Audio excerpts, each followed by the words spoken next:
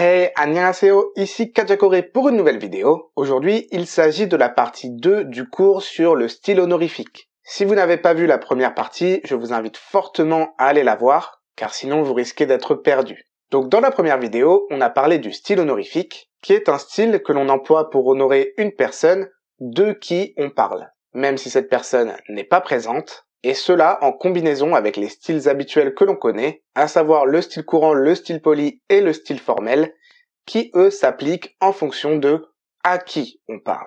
On avait aussi vu comment créer ces verbes honorifiques. Voilà en guise de rappel, si le radical du verbe se termine par une voyelle, on ajoute shida, et si le radical du verbe se termine par une consonne, on ajoute shida.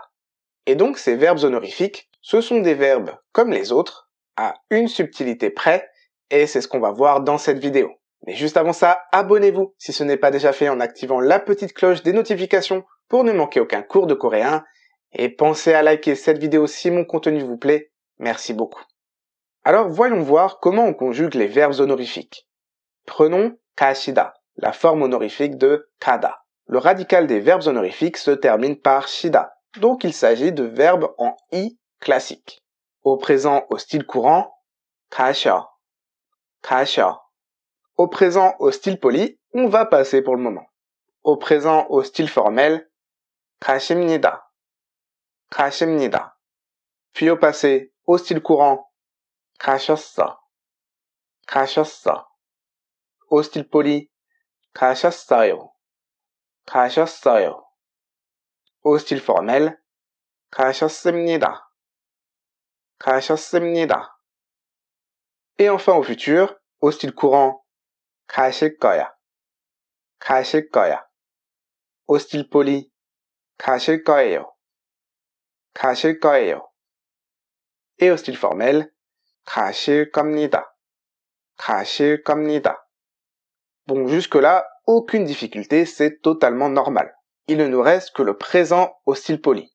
On a envie de dire 가셔요, et en soi, ce n'est pas faux grammaticalement parlant. Mais les Coréens n'emploient quasiment jamais cette forme, et ils disent à la place 가세요, 가세요. Donc le 셔요 devient 세요. Cette exception, elle se fait sur le présent au style poli uniquement, et aucune autre forme.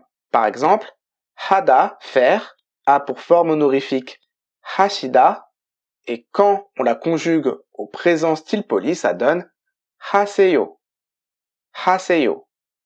주다, donner, a pour forme honorifique 주시다, et conjugué au présent style poli, ça donne 주세요, 주세요. Ou encore 읽다, lire, qui a pour forme honorifique 읽으시다, qui, conjugué au présent style poli, donne 읽으세요, 읽으세요. Et cette forme en seyo, en réalité, vous la connaissez très bien, puisqu'elle est dans certainement le premier mot que vous avez appris en coréen, à savoir 안녕하세요. Dans une vidéo, je vous avais expliqué que 안녕하세요, c'est à la base une question qui signifie êtes-vous en paix? 안녕하다, c'est être en paix, être au calme, être tranquille. Et donc, quand on dit bonjour à une personne qui n'est pas proche de nous et qu'on lui demande si elle est en paix, donc que l'on parle d'elle, on emploie le style honorifique. Et ça donne 안녕하세요. Bon, aujourd'hui, 안녕하세요, c'est une formule toute faite, mais voilà, c'est simplement le style honorifique. Et en fait, vous l'avez vu dans plein d'expressions. Pour dire au revoir, on dit, quand la personne part, 안녕히 가세요. À savoir, 안녕히, qui est l'adverbe de 안녕하다, donc en paix ou calmement, et 가세요, l'honorifique de 가다, aller. Donc, allez-y en paix, partez en paix. Et l'autre cas, quand la personne reste, 안녕히 계세요. Dans la vidéo précédente, je vous disais que le verbe honorifique de 있다, quand il s'agit du cas où une personne est à un endroit, c'est 계시다. Et bien voilà, 안녕히 계세요, restez dans le calme, soyez ici en paix, tranquille. Vous connaissez aussi peut-être 안녕히 주무세요. Encore une fois, 안녕히, puis 주무시다, qui est le verbe honorifique de 자다, dormir, comme on l'a vu dans la première vidéo. 안녕히 주무세요, dormez en paix, dormez paisiblement. Enfin, on vous a peut-être enseigné que pour demander à prendre ou à emporter dans un restaurant, les Coréens demandent 드시고 가세요. Qu'est-ce que cela signifie? 드시다, c'est le verbe honorifique de manger. 드시고, avec le go, c'est pour dire et. Donc, vous mangez et 가세요, vous partez. Vous mangez, puis vous partez. Donc, on vous demande si vous mangez sur place et que vous partirez du restaurant après avoir mangé. Si vous répondez oui, vous restez manger sur place. Et si vous répondez non, ce sera à emporter.